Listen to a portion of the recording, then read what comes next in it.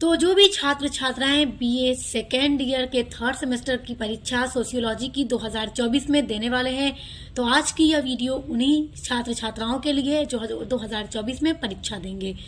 देखिए, आज की वीडियो में मैं लेकर आ गई हूँ एक ऐसा मॉडल पेपर जो आपके एग्जाम के लिए मोस्ट इम्पॉर्टेंट है। आज के मॉडल पेपर में मैं जितने भी क्वेश्चन बताने वाली हूँ अति लघु, लघु और दीर्घ के, वहीं से आपकी परीक्षा में 2024 में प्रश्न आएंगे। तो अगर आपने इस वीडियो को पूरा एंड तक देख लिया तो बस यूं समझिए कि आपका 90% मार्क्स एकदम फिक्स्ड है। तो चलिए शुरू करते हैं। जैसा कि आप देख रहे हैं, social change and social movement in India, यही आप पढ़ रहे हैं ना थर्ड सेमेस्टर सोशियोलॉजी में। तो उसी का न्यू मॉडल पेपर है जिसमें मोस्ट इंपॉर्टेंट क्वेश्चन बताने वाली हूँ। चलिए देखते हैं आपका खंड अ। जैसा कि आप जानते हैं कि खंड अ में आपको 10 प्रश्न दिए जाते हैं और 10 प्रश्न करने अनिवार्य होते हैं और 50 शब्दों में आपको प्रत्येक प्रश्न का उत्तर लिखना होता है। तो चलिए देखिए, सबसे पहला प्रश्न मोस्ट इम्पॉर्टेंट है, सामाजिक परिवर्तन। आपका जो सब्जेक्ट है वही है सोशल चेंज यानी सामाजिक परिवर्तन। तो आपके पेपर का पहला प्रश्न यही होने वाला है कि सामाजिक परिवर्तन क्या है। तो परिवर्तन मतलब तो हम जानते हैं कि परिवर्तन मतलब होता है बदलाव होना, चीजों का बदलना। सामाजिक यानी समाज में होने वाला परिवर्तन। देखिए, सामाजिक जीवन का कोई भी ऐसा अंग नहीं है जिसमें कुछ न कुछ परिवर्तन न होता हो। सदैव कुछ न कुछ चीजें परिवर्तन होती रहती हैं। और देखिए, समाज के संबंधों में, समाज के संगठन में, समाज के कार्य में, समाज के ढांचों में होने वाला जो परिवर्तन होता है वो सामाजिक परिवर्तन कहलाता है। और यदि देखिए जो परिवर्तन होता है सामाजिक परिवर्तन, वो किसी भी तरह से हो सकता है, यानी कि अच्छाई या अच्छे की तरफ, बुरे की तरफ, किसी भी तरह का सामाजिक परिवर्तन हो सकता है। तो याद रखिए कि समाज में होने वाला जो परिवर्तन होता है। और मैंने आपके सभी टॉपिक कंप्लीट करवा रखे हैं। बीए थर्ड सेमेस्टर सोशियोलॉजी का पूरा सिलेबस मैंने कंप्लीट करा दिया है और प्लेलिस्ट भी मैंने बना दी है, तो आप डिटेल में चाहे तो पढ़ लीजिएगा। अब देखिए, दूसरा महत्वपूर्ण प्रश्न है आपका चिपको आंदोलन। तो चिपको आंदोलन से भी प्रश्न आएंगे क्योंकि आपका टॉपिक ही है परिवर्तन और आंदोलन, तो इसलिए परिवर्तन और आंदोलन से ही सारे प्रश्न आपके जुड़े होंगे। तो अब बताइए चिपको आंदोलन क्या होता है। तो देखिए, चिपको आंदोलन जो था वो पर्यावरण की रक्षा हेतु चलाया गया एक आंदोलन था और ये आंदोलन उत्तराखंड में इसकी शुरुआत हुई थी। देखिए, जब जंगलों में पेड़ों की अंधाधुंध कटाई हो रही थी तो उसी पेड़ों की कटाई को रोकने के लिए लोग पेड़ों से चिपक रहे थे, तो इसलिए उस आंदोलन का नाम चिपको आंदोलन हो गया, ताकि पेड़ों को न काटा जाए, पेड़ों को बचाने के लिए। और यह आंदोलन जो था, इसके जो मेन नेता थे चंडी प्रसाद भट्ट थे और गौरा देवी थे। इन दोनों ने ही मिलकर इस आंदोलन की शुरुआत की थी और चिपको आंदोलन का नेतृत्व सुंदरलाल बहुगुणा ने किया था। तो याद रखिएगा, बहुत महत्वपूर्ण प्रश्न है। अब देखिए, अगला है सामाजिक विकास की प्रमुख विशेषताएं बताइए। देखिए, बहुत महत्वपूर्ण प्रश्न है और टॉप लेवल का ये क्वेश्चन है, बहुत महत्वपूर्ण है और अक्सर ये परीक्षा में पूछता है। सामाजिक विकास, देखिए जब हम आपकी क्लास कर रहे थे, आपके टॉपिक को पूरा पढ़ रहे थे, तो मैंने आपको बताया था सामाजिक विकास क्या होता है। तो थोड़ा इसको समझिए क्या होता है। देखिए, विकास का मतलब क्या है कि प्रोग्रेस होना, आगे बढ़ना। जब कोई समाज आगे की दिशा में बढ़ रहा है, उन्नत की ओर बढ़ रहा है, तो वो क्या है, वो सामाजिक विकास है। तो जो सामाजिक विकास होता है, इसकी पहली विशेषता यही हो जाएगी कि समाज जब उन्नत दिशा की ओर बढ़ता है तो वो क्या है, वो सामाजिक विकास है। और सामाजिक विकास जो है वो आदर्शनात्मक परिवर्तन होता है। और जो सामाजिक विकास है, इसका संबंध भौतिक लक्ष्यों को अधिकाधिक रूप से प्राप्त करने से होता है। तो ये सारी इसकी कुछ प्रमुख विशेषताएं हैं, आप इनको याद कर लीजिएगा। और डिटेल्ड वीडियो मेरे चैनल पर अपलोड है, आप पूरा डिटेल में चाहे तो इसको पढ़ सकते हैं। देखिए, आपका अगला प्रश्न है संस्कृतिकरण। तो संस्कृतिकरण बड़ा महत्वपूर्ण टॉपिक है और इस पर भी पूरी डिटेल वीडियो मैंने अपलोड कर रखी है। तो मैं आपको बीए थर्ड सेमेस्टर प्लेलिस्ट की लिंक सोशियोलॉजी की इसी वीडियो के डिस्क्रिप्शन बॉक्स में दे दूंगी। आपको अपने सभी टॉपिक पर पूरी डिटेल में वीडियो पढ़ने के लिए मिलेंगी। तो एक एक चीज मैं आपको बहुत अच्छे से समझा चुकी हूँ कि ये क्या होता है। तो देखिए, संस्कृतिकरण के बारे में बहुत ही फेमस विद्वान श्रीनिवास ने लिखा है कि संस्कृतिकरण एक ऐसी प्रक्रिया होती है जिसके द्वारा कोई नीच जो जाति है या फिर कोई नीच जनजाति है, तो या फिर कोई भी समूह है, तो वो अपने से ऊंची जाति या जनजाति अथवा किसी समूह को अपनाने का ध्येय लेकर अपने जीवन की पूरी पद्धति को बदल डालती है और उनके कल्चर को अपने कल्चर में पूरा तरह से शामिल कर लेती है। तो वो हो जाता है संस्कृतिकरण। अब देखिए, अगला प्रश्न है आपका उद्विकास। उद्विकास से भी प्रश्न आपके पेपर में जरूर आएगा, लिख कर रख लीजिए। 100% पेपर में प्रश्न आने ही आने हैं। तो अब उद विकास क्या होता है, तो देखिए समझिए थोड़ा उद विकास के बारे में। देखिए समाज के अंदर जब कोई वस्तु अपने एकदम सरल रूप से जटिल रूप की तरफ परिवर्तित होती है तो ये भी एक तरह का परिवर्तन है और उसको कहा जाता है सामाजिक उद्विकास। उसको क्या बोला जाता है, उसको उद्विकास कहा जाता है। या फिर आप ये भी कह सकते हैं कि जब किसी वस्तु का कई स्थितियों में क्रमिक परिवर्तन होता है तो वो उद्विकास कहलाता है। तो उद्विकास पर भी पूरा डिटेल में मैंने वीडियो अपलोड किया हुआ है, आप चाहें तो देख लीजिएगा डिस्क्रिप्शन बॉक्स में लिंक पर विजिट करके।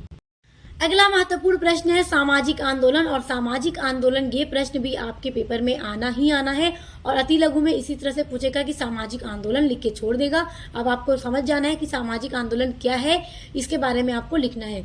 तो देखिए जिस तरह से कहा जाए सामाजिक आंदोलन यानी कि जब भी किसी समाज के अंदर या किसी देश के अंदर वहाँ की रहने वाली जो लोग हैं, वहाँ के रहने वाले जो पर्सन है, वो लोग वहाँ की जो वर्तमान स्थिति होती है, जो अर्थव्यवस्था होती है, उससे जब असंतुष्ट हो जाते हैं उसकी व्यवस्था से, तो वो उसमें आमूल चूल कुछ परिवर्तन ले आना चाहते हैं जिससे वो संतुष्ट हो सके। तो इसी के लिए आंदोलन किया जाता है, कुछ बेटर करने के लिए जो भी प्रयास किए जाते हैं स्थिति को और बेटर बनाने के लिए, तो वो होता है सामाजिक आंदोलन। तो याद रखिएगा, बहुत महत्वपूर्ण प्रश्न है सामाजिक आंदोलन। अगला महत्वपूर्ण प्रश्न देखिए श्रमिक आंदोलन। अच्छा अब देखिए अगला महत्वपूर्ण प्रश्न है आपका वैश्वीकरण। वैश्वीकरण क्या है, देखिए बड़ा महत्वपूर्ण प्रश्न है, ये प्रश्न आपकी परीक्षा में आएगा ही आएगा। देखिए वैश्वीकरण का जो हम शाब्दिक अर्थ कहें तो हो सकता है कि जो वैश्वीकरण का शाब्दिक अर्थ होगा वो यही होगा कि राष्ट्र की सीमाओं से परे गतिशीलता, यानी कि अपने देश के बाहर दूसरी कंट्रीज में भी जाकर मतलब अपने व्यवसाय को, अपने बिजनेस को बढ़ाना, अपनी प्रोडक्ट्स, अपने सर्विसेज की सेवा देना, सारी चीजें। तो अब यहाँ पे प्रश्न एक उठ जाता है कि कैसी गतिशीलता, मतलब कि राष्ट्र की सीमा के बाहर किस तरह की गतिशीलता, माल और वस्तुओं की गतिशीलता, संचार सूचना की गतिशीलता, या फिर इसमें शामिल होती हैं सामान या फिर जो भी सेवाएं होती हैं जो दी जाती हैं उसकी गतिशीलता, लोगों की गतिशीलता या फिर पूंजी की गतिशीलता। तो देखिए वैश्वीकरण का मतलब यही होता है कि अपने देश से बाहर जाकर दूसरी कंट्रीज में भी अपने सारी चीजों को देना। जैसे कि देखिए अब बहुत पहले हम अपने सीमाओं तक, अपने देश की सीमाओं तक ही कैद थे बहुत पहले, लेकिन अब देखिए हम ग्लोबलाइजेशन हो चुके हैं, यानी वैश्वीकरण हो चुका है और 1991 में ये भारत में लागू हुआ था। तो याद रखिएगा, बहुत महत्वपूर्ण प्रश्न है। अब देखिए अगला 9वां महत्वपूर्ण प्रश्न है प्रौद्योगिकी किसे कहते हैं या प्रौद्योगिकी को परिभाषित कीजिए। देखिए बड़ा महत्वपूर्ण प्रश्न है प्रौद्योगिकी और आपकी परीक्षा में 100% ये प्रश्न पूछा ही जाएगा। देखिए प्रौद्योगिकी को हम कह सकते हैं, प्रौद्योगिकी का अर्थ होता है कि हमारे किसी भी उद्देश्य जो हैं, तो हमारे उद्देश्यों की पूर्ति को करने के लिए जो भी हमारे पास ज्ञान है, जैसे कि अगर हमें, जैसे देखिए अगर हमारा कोई उद्देश्य है, उस उद्देश्य की पूर्ति करने के लिए हमारे पास जो ज्ञान है या फिर उसे उस उद्देश्य को पूर्ति करने के लिए हमारे पास उससे संबंधित जो भी उपकरण हैं, तो उस उपकरण को हम कहेंगे प्रौद्योगिकी और उस ज्ञान को भी हम कहेंगे प्रौद्योगिकी। फॉर एग्जाम्पल आप समझ लीजिए जैसे एसी है, एयर कंडीशनर है, वो क्या है कि हमें गर्मी के दिनों में बड़ी उससे राहत मिलती है, ठंडा होता है रूम हमारा एकदम। तो अब मान लीजिए बड़ी गर्मी लगती थी, तो गर्मी से बचने के लिए एसी का निर्माण किया गया, एसी का आविष्कार किया गया। तो एसी को बनाने के लिए ज्ञान की जरूरत हुई, किसी व्यक्ति ने उसका निर्माण किया, उसका आविष्कार किया, उसमें जो भी उपकरण लगाए वो क्या है, प्रौद्योगिकी है। और जो उसमें ज्ञान लगा, जिसके पास इतना ज्ञान था कि उसने उसका आविष्कार किया, वो क्या था, वो भी प्रौद्योगिकी है।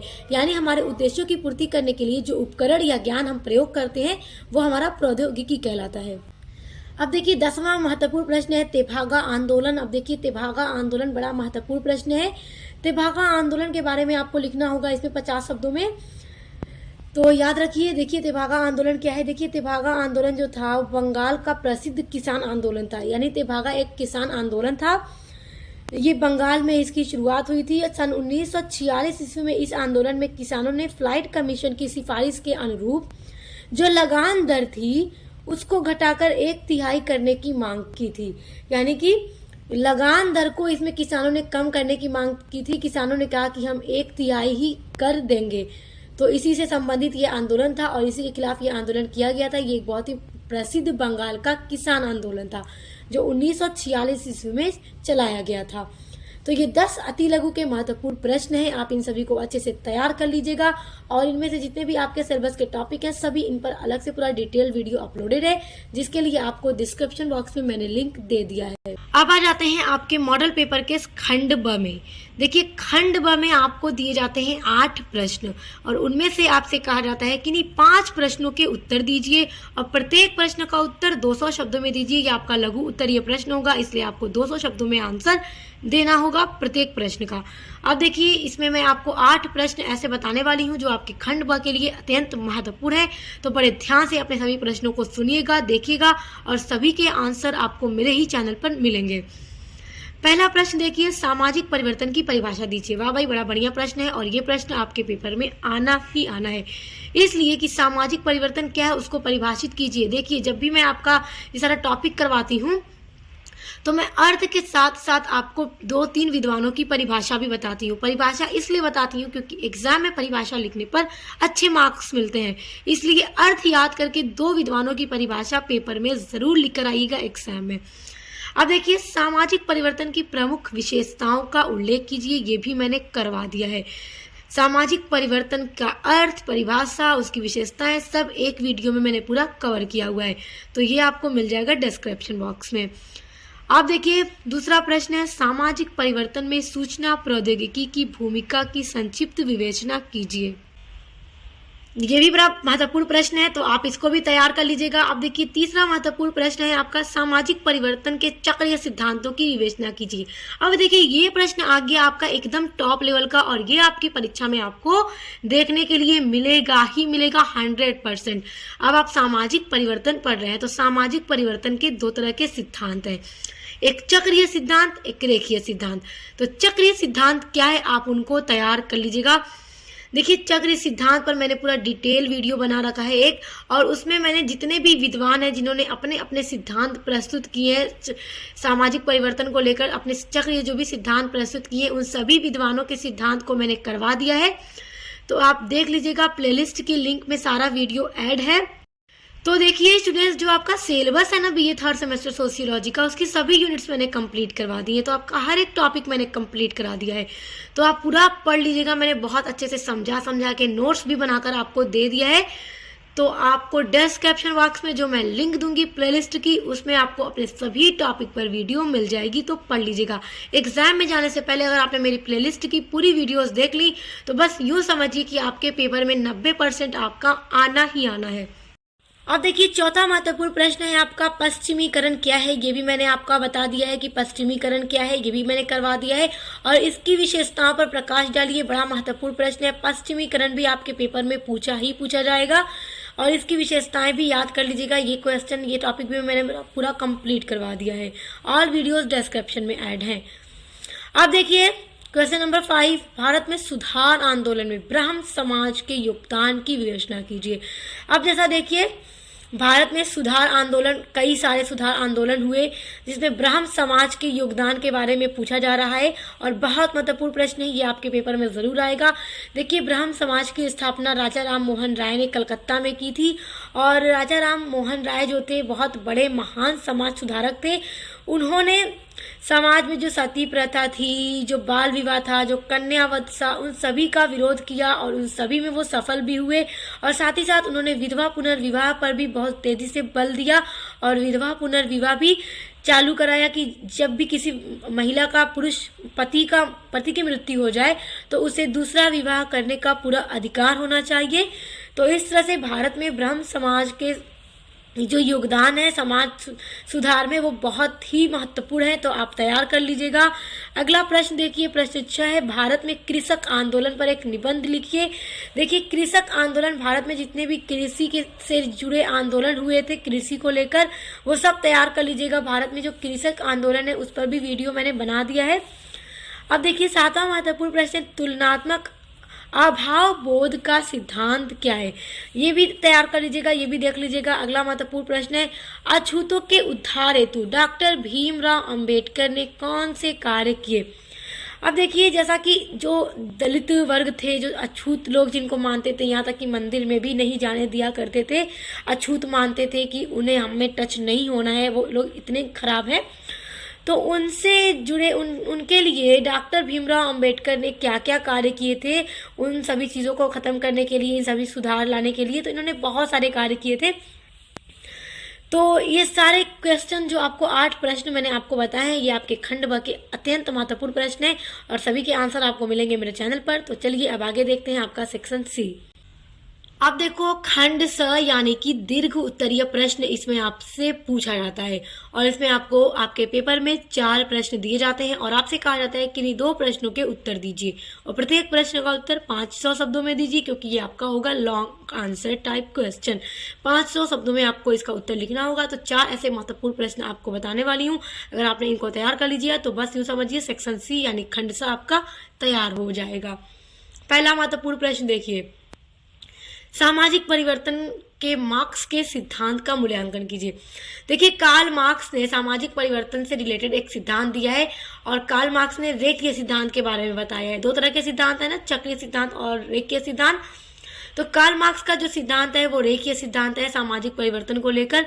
और जब मैं रेखीय सिद्धांत को करवा रही थी तो उसी वीडियो में मैंने कार्ल मार्क्स के भी सिद्धांत के बारे में पूरा कवर किया हुआ है, तो आपको मिल जाएगा ये मेरे चैनल पे।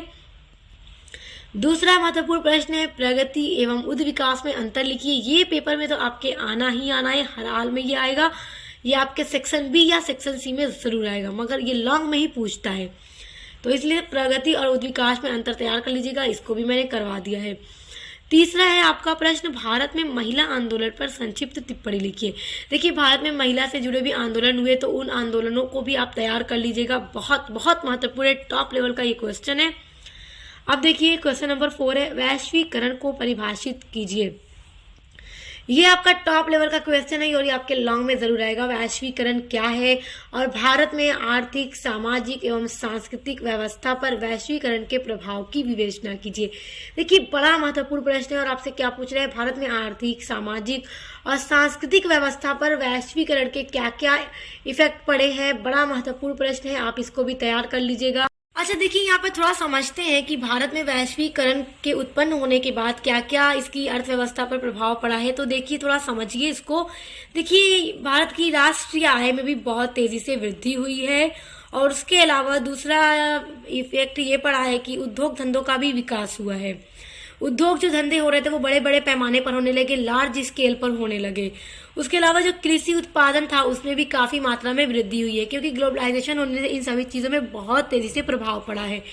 उसके अलावा जीवन में भी गुणवत्ता आई है और परिवहन एवं संचार के क्षेत्र में भी काफी तेजी से प्रगति हुई है और निर्धनता के अनुपात में भी गिरावट आई है। तो ये सारे जितने भी प्रश्न आज के मॉडल पेपर में मैंने बताए हैं बहुत महत्वपूर्ण प्रश्न है। 2024 की परीक्षा में पूछे जाएंगे ये सारे प्रश्न, आप इनको तैयार कर लीजिएगा। और एक और बहुत महत्वपूर्ण बात मैं आपको बता दूं कि डिस्क्रिप्शन बॉक्स में मैं आपको जो लिंक दे रही हूँ प्लेलिस्ट की, उसमें आपको सभी के आंसर मिलेंगे। इसके अलावा उस प्लेलिस्ट में जितनी भी वीडियोज मॉडल पेपर की ऐड होंगी उनको भी आप एग्जाम में जाने से पहले एक बार जरूर देख लीजिएगा, क्योंकि अगर आपने प्लेलिस्ट में ऐड सारी वीडियोज को देख लिया तो आप यूं समझिए कि सोशियोलॉजी की तैयारी आपकी 100% हो जाएगी और आप लेकर आएंगे एग्जाम में बहुत अच्छे मार्क्स। फिर मुझे कमेंट करके बताइएगा। तो अब मिलते हैं नेक्स्ट वीडियो के साथ।